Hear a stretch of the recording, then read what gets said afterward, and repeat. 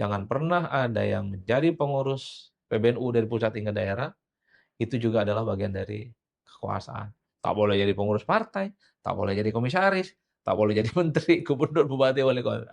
Bisa tidak kalau memang betul-betul kita ingin menjauhkan diri, kawan-kawan NU dengan urusan politik praktis transaksional, satu kuncinya, bikin ADRT yang baru atau keputusan-keputusan politik yang baru di muktamar. Jangan pernah ada yang menjadi pengurus PBNU dari pusat hingga daerah, itu juga adalah bagian dari kekuasaan. Tak boleh jadi pengurus partai, tak boleh jadi komisaris, tak boleh jadi menteri, gubernur, bupati, wali kota. Gimana kalau gitu? Ekstrim ya?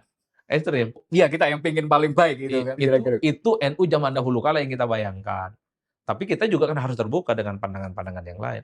Pandangan yang lain nggak begitu. Apapun NU ini harus menunjukkan begitu banyak kader-kader potensialnya, Bang.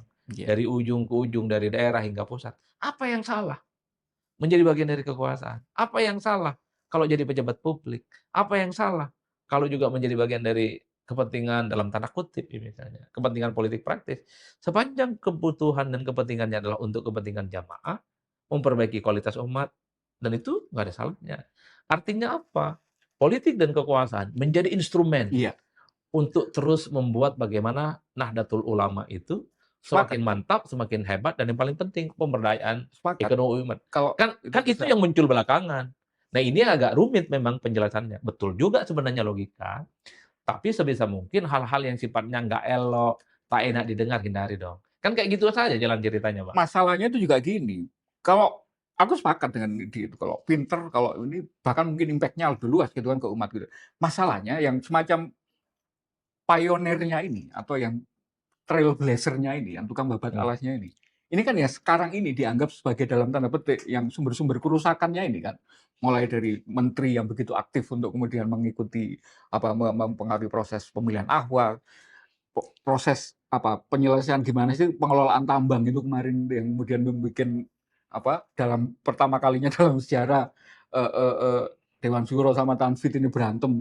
Ini kan yang membuat kemudian orang jadi nggak percaya gitu loh. Gimana kemudian cara membiarkan apa sumber daya terbaik NU ini bisa moncer di politik meskipun kita tidak punya aturan untuk memisahkan apa jabatan ini. Kalau kita sebenarnya secara prinsip agak sedikit harus berkompromi dengan situasi, Bang. Karena dari dulu yang kita dengar bahwa kawan-kawan NU, jamiah-jamiah NU, kader-kader NU harus publish, harus berani tampil ke muka sebagai pemimpin publik. Nah, itu yang saya sebut sebagai kompromi. Artinya alasan untuk menjauhkan NU dari urusan kekuasaan politik, politik elektoral agak rumit. Karena di internal NU sekalipun